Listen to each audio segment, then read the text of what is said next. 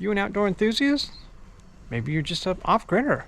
Maybe you're a homeowner looking for a solution when the grid goes down. Well, today I have an incredible new product from OUPES. This is the brand new Exodus 1500. It has incredible capacity, can output a ton, and is under $450. Today we're going to be walking through all the features, all the functions, and find out if it's the best choice for you. So today we're going to talk about the OUPES Exodus 1500, the latest in the very popular line from OUPES. This is the big brother of the 1200 that came out a couple months ago. This is a brand new unit. Today I'm going to be talking about all the features, all the functionality. We're going to test it, load test, capacity test, test the AC, test the DC, test the charging. And the most important thing is we're going to see if it passes the wife test. First thing we have to do is completely drain it, then charge it back up. So I will do that first. So while it's doing its initial charge up, I thought I'd go over some of the important but unglamorous stuff, and then we can get into the testing. To begin with, it does come with an app.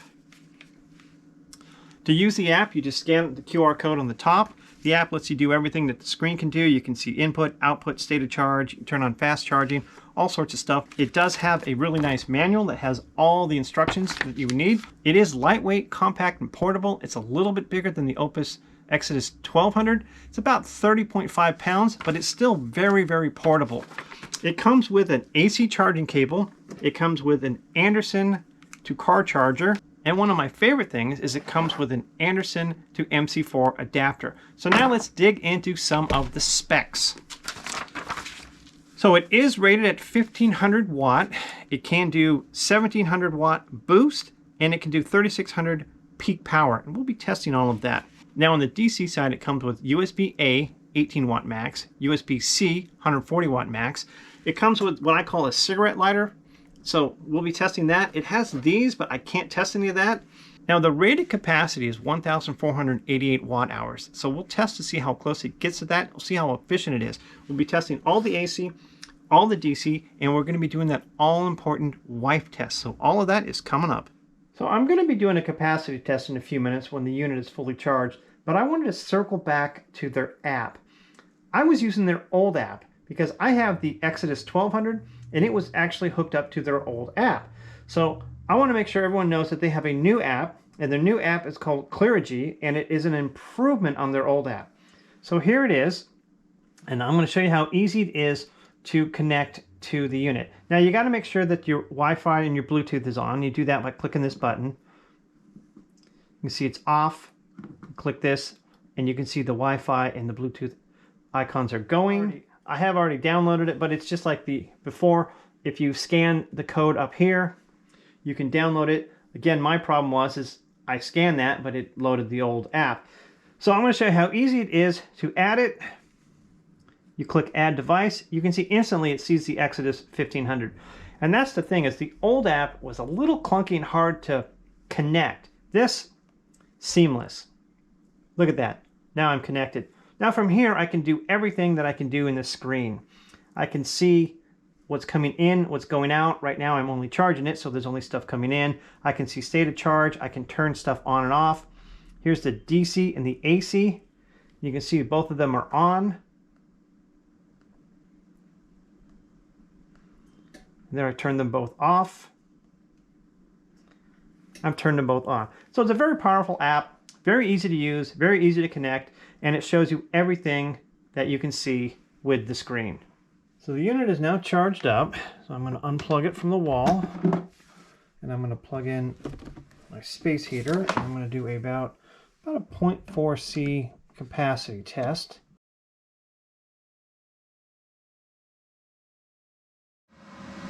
So this time it's about 900 watts coming out.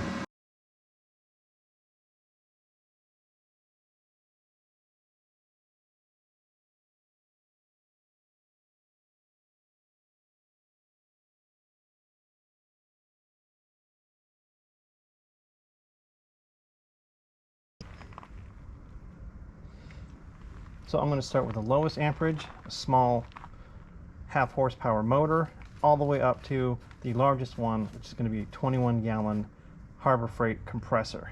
So the first thing I'm going to test is a 1/2 horsepower motor. This is going to be about 3.1 amps. Let's see if it can run it.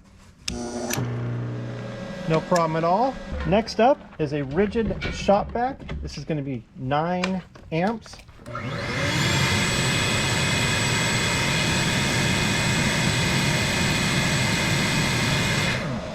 No problem with the shop vac.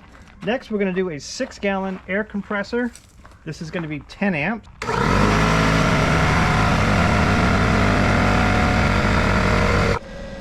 So ran that, no problem. Now I'm going to try a miter saw. This is 14 amps. Now I'm not going to run this for 30 seconds, but I am going to cut some 2x4s.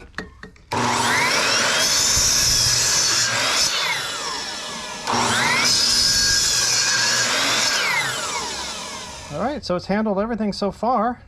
Now I'm going to try a heat gun. So the heat gun is going to be 11.2 amps. The miter saw, by the way, was 14 amps, so I went a little out of sequence. So it handled everything very well. But now, can it run a 2.5 horsepower, 21-gallon air compressor? This is going to be a torture test.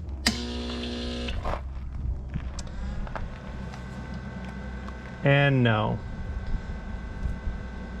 it was not able to start that. So another thing I want to test is how quickly it recovers from an overcurrent protection air. So you can see 001 is shut down the unit. It was too much current. So now this is how quickly it can recover. You turn off the AC,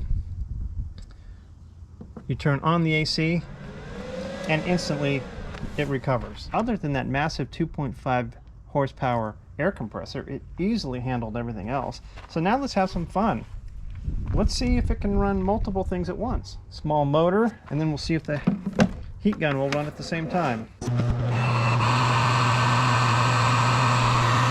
So it's able to handle heavy equipment, no problem.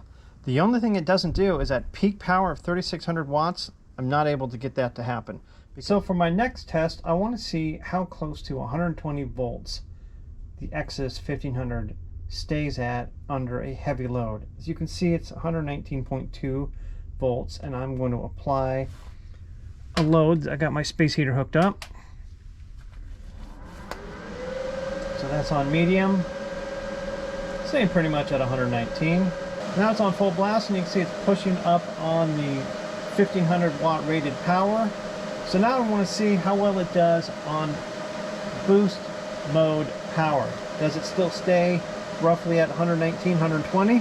Let's find out. So you can see when you put it on boost mode power, the voltage drops, but it didn't drop a huge amount, but it did drop a good 5 volts. I want to do that test one more time. I'm going to be using the space heater on medium, and this time a heat gun on low. See if we can get over that 1500, stay under 1700, and then see what the voltage does. So under 1500 watts, it stays about 119. Now I'm going to do that heat gun.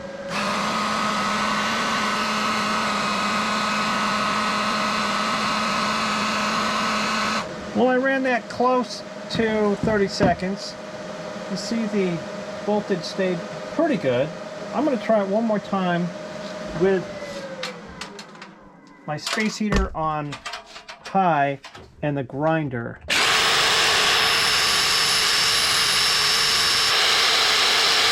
So I ran that for about 30 seconds, but you can see when it's in boost power mode, it does drop the voltage close to 5 volts. The Exodus 1500 performed well in all of those load tests, but now for the ultimate test, the wife test. My wife has 2 requirements in a grid down scenario. She has to be able to make a cup of tea. She has to be able to blow dry her hair. So let's see if it can do both of those.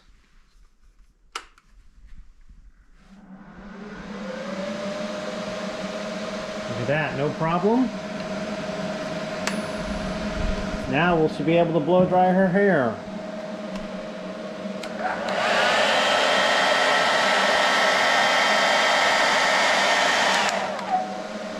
No problem. Exodus 1500 passed the all-important wife test and is wife approved. Well, I tested the AC for a couple of days and I'm just about ready to leave that world, but I know this is going to come up. The question is, can you use the AC output while you're charging it? And the answer is yes. So you can see we've got a little over 300 watts coming in. The Exodus 1500 is currently plugged into the grid, and I have a small grinder plugged in to the 1500. So I'm going to turn that on, and you're going to see this is what's coming in, and then you'll see that's what's going out.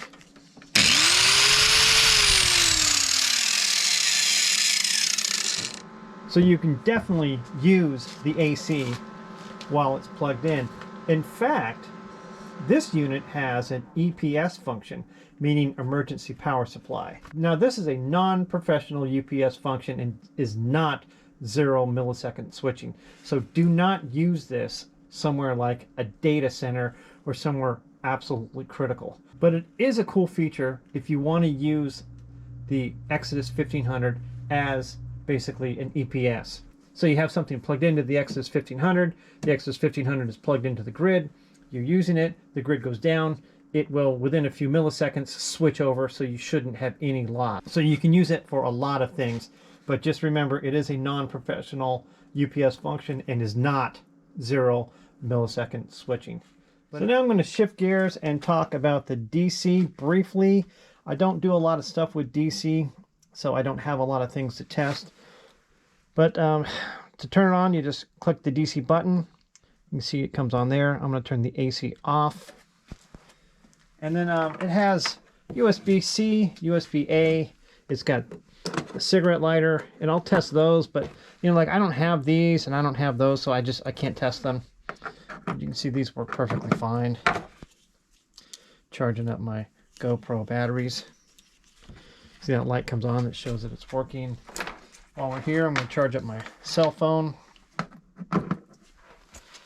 For me, it's got plenty of DC outlets. Some people might want more, but it seems like that's perfectly fine for a small power station. Here's my phone is now being charged. So I've got that going. Let's do that cigarette lighter. So I have a small tire pump that has the old-fashioned cigarette lighter. Stick it in like that.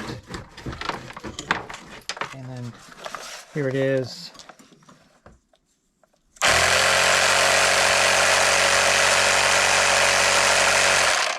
So again, that's all I'm going to do for DC testing. Again, that's all I have, so I'm not going to do a lot of DC testing. So now for the final test, I'm going to talk about the charging of the Exodus 1500. It can do 800 watts of AC, 480 watts of solar, and the car charger can do up to 8.5 amps.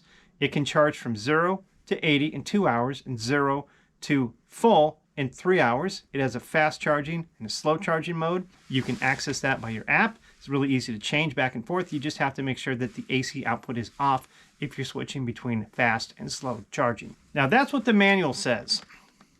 My experience was vastly different than that. First, I'm going to start out with the good. The built-in MPPT charge controller was very good. Now you got to make sure that you stay under 30 volts open circuit when hooking up panels. I hooked up two 200 watt panels and they work perfectly fine. You just want to make sure you don't hook up a large panel like this. It'll overwhelm the unit. So the solar charging was excellent. I was getting over 300 watts out of the 400 watts consistently. There were times when some clouds came over, it dipped down a little bit, but overall it performed very well.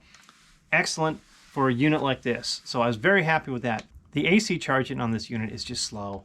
I charged it over and over and over again, and at the 2 hour mark, I was at maybe 65%. And it took between 5 and 5.5 hours to fully charge the unit doing AC charging alone. Now when you combine AC and solar, that cut down to under 4 hours to fully charge it, and at the 2 hour mark it was about 70% full. The problem is that the unit starts out at 800 watts of AC, and then it'll quickly go down. So as you can see here, I had 800 watts coming in, 300 watts of solar, and then within 10-15 minutes, the AC drops to 540, and then it drops to 300, and then within almost an hour, the solar was putting out more than I was getting from AC, and it just kept dropping and dropping and dropping. What's interesting is when The solar dipped a few times when the clouds came by. The AC charging actually went back up. And then when the clouds went away and the solar came back up, the AC charging went back down. And so it just gradually goes slower and slower and slower and slower. So by the time I'm at the end, it's just putting out just a few hundred watts. I've tested enough lithium iron phosphate batteries that I understand the difference between bulk, absorption, and float, and that most batteries, when they get up to 80% or 90%, the charger will start slowing down. So I mean, I get all that. That's pretty standard. But I'm not talking 80 or 90%. I'm talking 20%, 30%, 40%, 60%. It would be really, really slow. So the charging was just very, very slow. If you do solar and AC, you can get close to 80% charge in 2 hours.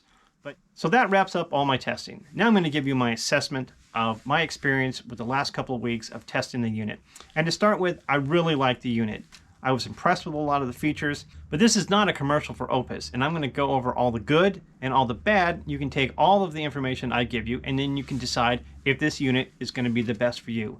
So I'm going to tell you the 5 things I liked about it and the 5 things I disliked about it. So I'm going to start with the 5 things I didn't like about it. So number 1 is the fans are loud. Now they're not jet engine loud, but they're noticeably loud. Right now it's whisper quiet, but if you start putting 1100, 1200, 1300 watts through it, the fans kick in and they're noticeably loud. Number 2, the unit's just not expandable. That's not an issue for me at all, but if you're looking for a unit that you could add batteries to, it just is not expandable. So number 3 is it runs hot under heavy loads. When I was doing some testing at 40, 45 minutes, if I was running 12 or 13 or 1400 watts through it, the internal temperature was 125 or so. So it never threw any airs, never overheated, never shut down, but it does run hot under heavy loads. So number 4 is 3600 watt peak power. I was never able to get anywhere near that. And I tested this extensively under all different kinds of loads. Maybe the most I got was about 2000, but nowhere near 3600 peak power. So number 5, the final thing that I disliked about it, and we're circling back to, is the charging. AC charging is slow. It's going to take you 5.5 hours to charge it completely if you're just using AC. Now the good part about that is if you include the solar charging, it does increase that time a lot, but it is slow charging. Now I'm going to talk about what I liked about the unit. And there's a lot to like. The first thing is the price. It's under $450. That is an incredible price. I mean, if you think about it, a comparable EcoFlow Delta 3 is $100 more. And this unit is much more powerful than an EcoFlow River 2 Pro. So it is an incredible price. And on top of that, if you click the link in the description below and use my discount code, you can get it even cheaper than that. So it is an incredible value. Number 2, the capacity and the efficiency of the unit is excellent. I was able to get nearly 90% of rated capacity and under heavy loads. And not once, not twice, but I mean, I'm talking day after day after day. It was in the mid to high 80s. So excellent capacity, very efficient unit. Now, number 3, it's rated at 1500 watts. It has a 1700 watt boost mode, and it can put out 1700 watts. And I'm talking heavy demanding loads, compressors, chop saws, heavy tools, shop vacs. So everything you can throw at it, it can take it, and it will run and run and run and run and run. The output on this unit is excellent. Number 4 is the redesigned app. It's modern, it's elegant, it connects easy, it's easy to use. It's a good app, that's all there is to say. So number 5 is just the overall quality. And of course it comes with a great warranty. It's easy to use, it's laid out nicely, it comes with a great manual, but you don't even need the manual. It's all obvious. It's got a great screen, it's laid out in places that you would think it would be. It's easy to use, it's lightweight, it's portable, great warranty, quality build. It's a good unit. That's all I got for today. As always, like, comment, share, subscribe. It really helps out the channel. Thanks everyone for watching, and I will talk to everyone soon.